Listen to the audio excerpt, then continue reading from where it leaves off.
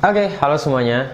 Dan di video kali ini kita akan membahas sesuai dengan janji saya dulu, yaitu kita akan membahas mengenai program studi waktu dulu saya belajar di sana, yaitu di D3 Kearsipan. Dan mungkin video ini akan menjelaskan juga sedikit tentang alasan kenapa saya ambil arsip, apa itu arsip, dan sampai akhirnya mungkin kenapa saya juga masih relate gitu sama arsip hingga sekarang. Mungkin kalian tonton aja kali ya videonya.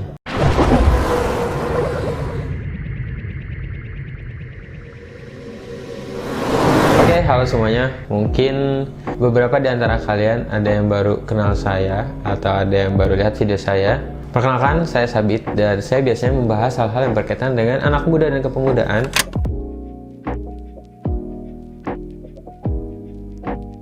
Membahas hal-hal yang berkaitan dengan dunia kampus, jurusan, dan ya apapun yang berkaitan dengan anak muda. Jadi kalau misalnya kalian ngaku anak muda dan kalian tertarik sama dunia-dunia anak muda, pendidikan, dan lain sebagainya, kalian gak usah ragu untuk klik tombol subscribe di bawah. Jangan lupa untuk nyalakan notifikasinya, like, komen, dan share. Banyak banget coy.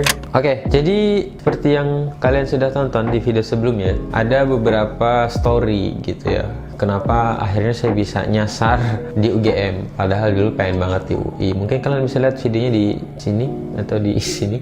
Nah, jadi pada saat itu dari beberapa pilihan yang mungkin saya juga berat gitu ya untuk mengikhlaskannya, pada saat dulu saya ngotot banget gitu pengen ngambil S1 manajemen khususnya di UI, dan ternyata ya jalan Tuhan menghendaki saya untuk nggak bisa ke sana dan justru malah masuk ke UGM. Tapi kenapa di UGM-nya bukan manajemen juga gitu, tapi malah arsip.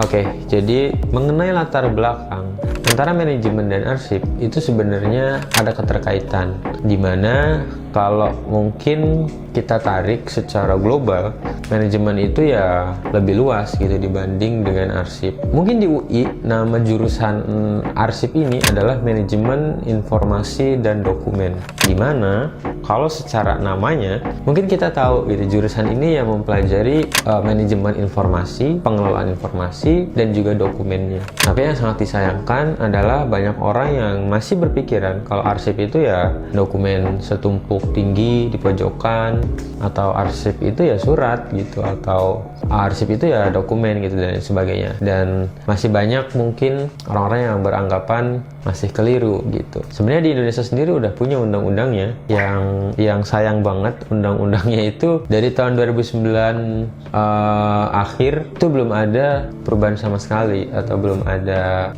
pembaruan gitu ya. Padahal zaman makin maju, makin berkembang, tapi undang-undangnya tetap di tahun 2009. Dan kita juga punya undang-undang pendukung lain mengenai kearsipan yang mungkin ada di deskripsi, nanti teman-teman bisa cek sendiri, UU 43 gitu ya, yang akan menjadi pembahasan utama gitu kalau ada di jurusan arsip. Nah, singkat cerita, karena mungkin saya ditolakin terus di jurusan manajemen, akhirnya saya ngambil gitu jurusan yang relate atau minimal satu linear dengan manajemen itu sendiri. Akhirnya saya memutuskan untuk ngambil arsip, yang mana ini bagian kecil dari manajemen secara keseluruhan, dimana kalau arsip ini ya membahas lebih spesifik mengenai manajemen informasi dan pengelolaan dokumennya. Jadi ya kita mempelajari hal-hal yang lebih spesifik lagi gitu, lebih kepada manajemen atau pengelolaan informasi, dan juga bentuk fisik dari hasil pengelolaan informasi itu sendiri.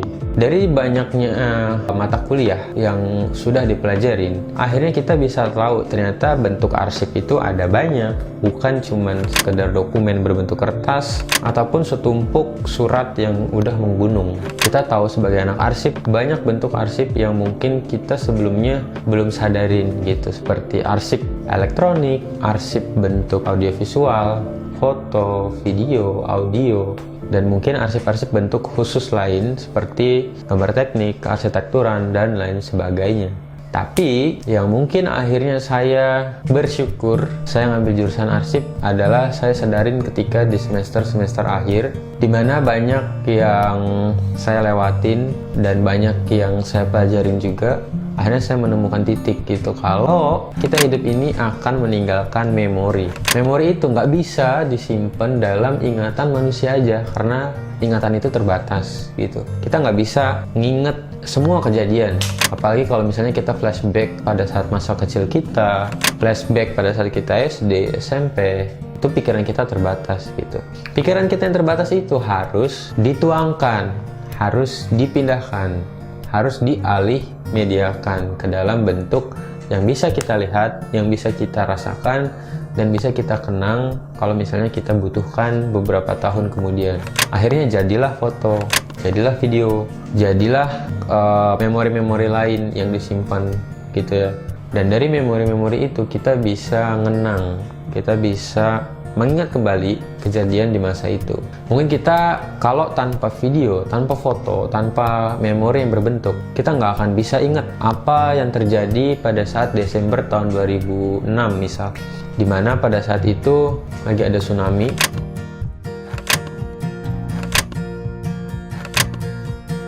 Posisi saya masih kecil, terus ada kakak saya nikahan gitu ya. Saya nggak akan ingat itu kalau misalnya nggak ada bentuk cetaknya. Tapi saya ingat kalau misalnya ada foto saya waktu itu di nikahan kakak di bulan Januari, 1 bulan setelah kejadian tsunami Aceh gitu. Jadi itu yang bikin saya ingat. Saya lihat fotonya, oh iya ternyata di balik foto ini ada cerita gini gitu. Jadi kalian nggak bisa mengandalkan memori kalian, memori otak kalian yang terbatas. Dan saya bersyukur banget gitu di mata kuliah di arsip, saya juga praktek, ada beberapa lab gitu ya yang bisa saya belajar gimana cara preservasi arsip, memperbaiki arsip yang rusak, merawat arsip. Saya juga belajar banyak hal yang mana saya belum tahu gitu loh sebelumnya. Jadi bagi saya arsip itu ya unik aja gitu, dan saya bersyukur masuk ke UGM ngambil arsip, walaupun beberapa orang mungkin nggak tahu jurusan ini ada gitu. Singkat cerita, saya lulus bulan Juli 2019, dan di bulan Agustusnya itu saya bertekad untuk mengabadikan setiap momen dalam hidup saya. Akhirnya saya beli kamera pocket Canon EOS M3 waktu itu, hasil uang ngumpulin saya sendiri karena untuk mengabadikan momen-momen yang saya punya. Tapi karena waktu itu ternyata ada beberapa desakan hidup di mana saya nggak punya uang, akhirnya kameranya saya jual gitu. Dan alhamdulillah niat saya untuk terus bisa mengabadikan momen hidup saya itu berlanjut sampai sekarang gitu. Alhamdulillah saya dikasih rezeki yang berlebih, saya bisa beli Panasonic Lumix ini gitu, yang ini menjadi teman saya sekarang, bisa ngerekam kegiatan, bisa foto memori, dan ini menjadi saksi gitu kalau saya pernah ada di bumi ini, kalau saya pernah dilahirkan, kalau saya pernah di umur 23 dan lagi ngerekam gitu. Dan ini indah aja kalau menurut saya gitu, karena mungkin beberapa orang nggak sadar gitu ya kalau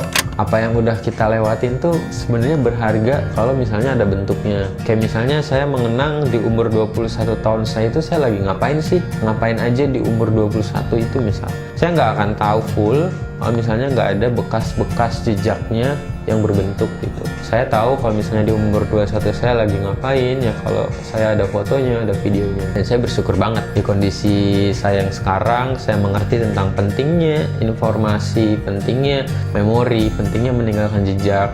Dan saya juga mungkin mengajak ke teman-teman yang sampai sekarang mungkin masih malu untuk memulai sesuatu atau masih malu-malu untuk upload di medsos. Kalian mungkin belum terasa sekarang gitu, tapi kalau udah ada di posisi dimana kalian nyesel kok nggak punya foto waktu ini, itu akan kerasa gitu.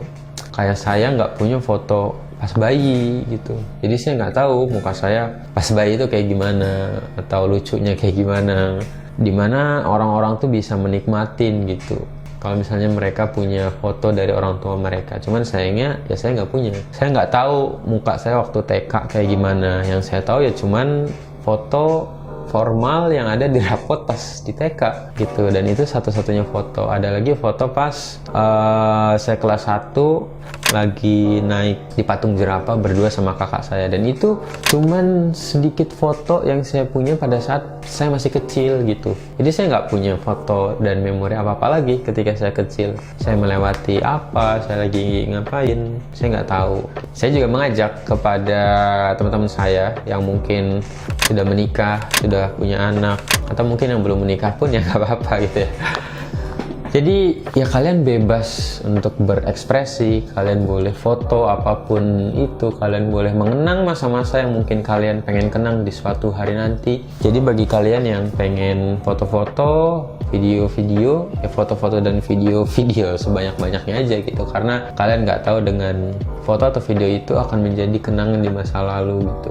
Kalian mungkin yang udah punya anak, kalian foto di setiap sebulannya, 2 bulannya, 3 bulannya anak itu gitu, atau anak kita sendiri. Karena dari situ kita akan tahu dan ngenang ternyata ada memorinya gitu pada saat anak saya umur sebulan, 2 bulan, atau 3 bulan, mungkin sampai beberapa tahun. Mungkin ada beberapa orang tua juga yang foto muka anaknya gitu di setiap hari atau setiap bulan sampai dia umur belasan tahun, dan itu bagus banget kalau menurut saya gitu, karena kita bisa ngelihat perbandingan perubahannya. Dan mungkin yang terakhir, karena ini udah lama banget, beberapa dari kita itu bisa nangis kalau ngelihat foto atau video di zaman dulu, padahal foto atau video di zaman dulu itu kualitasnya buruk, mungkin kualitasnya jelek, nggak sebagus yang sekarang, tapi kita bisa aja nangis gitu karena ngeliat foto atau video, karena pikiran dan rasa kita itu kebawa ke suasana pada saat itu.